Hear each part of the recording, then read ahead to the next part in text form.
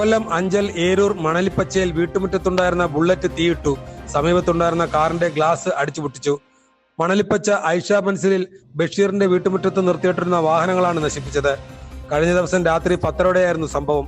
ബുള്ളറ്റിൽ തീ പടരുന്നത് കണ്ട സമീപവാസികളാണ് വീട്ടുകാരെ വിവരമറിയിച്ചത്. ഉടൻ തന്നെ വീട്ടുകാർ തീയണയ്ക്കുകയും ഏരൂർ പോലീസിൽ വിവരമറിയിക്കുകയുമായിരുന്നു. ഇന്നലെ രാത്രി ഒരു 10:30 ശേഷം ഒരു 11 മണിക്കുമാണ് ഈ സംഭവം നടന്നത്. ബുള്ളറ്റിൻ്റെ തീയിടുകയും കാറിൻ്റെ ഗ്ലാസ്സുകൾ അടിച്ചു പൊട്ടിക്കുന്ന ഒരു സാഹചര്യം ഉണ്ടായിട്ടുണ്ട്. അപ്പോൾ തന്നെ 10:49 പോലീസിനെ തീയൊക്കെ അണച്ചിട്ട് വിളിച്ചു. അവർ രാത്രി തന്നെ വന്ന് അതിൻ്റെ മൊഴിയൊക്കെ എടുത്തു. ബുള്ളറ്റിലെ തീ ഉടനെ അണച്ചതിനാൽ കാറിലേക്കും വീട്ടിലേക്കും തീ പടർന്ന് വൻ അപകടമുണ്ടായില്ല. കാറിന്റെ ചില്ലുകൾ ഇടിച്ചു പൊളിക്കാൻ ഉപയോഗിച്ച ചുറ്റിക കാറിനുള്ളിൽ ഉപേക്ഷിച്ച നിലയിൽ കണ്ടെത്തി. വിദേശത്ത് ജോലി ചെയ്യുന്ന ബഷീർ 1 മാസം മുൻപാണ് ലീവിന് നാട്ടിലെത്തിയത്.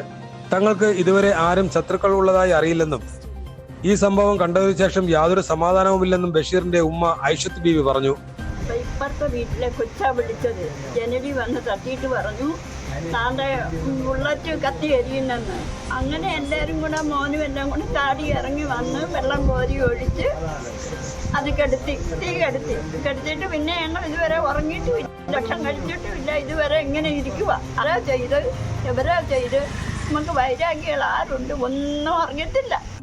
ബഷീറിന്റെ ഉടമസ്ഥതയിലുള്ള ബുള്ളറ്റും ബഷീറിന്റെ സുഹൃത്തിന്റെ ഉടമസ്ഥതയിലുള്ള ഹുണ്ടായി ഇയോൺ കാറുമാണ് നശിപ്പിക്കപ്പെട്ടത്. ഏരൂർ പോലീസും ഫോറൻസിക് വിദഗ്ധരും സ്ഥലത്തെത്തി പരിശോധന നടത്തി. സമീപത്തുള്ള CCTV ക്യാമറകൾ പരിശോധിച്ച് പ്രതികളെ കണ്ടെത്താനുള്ള ശ്രമത്തിലാണ് പോലീസ്.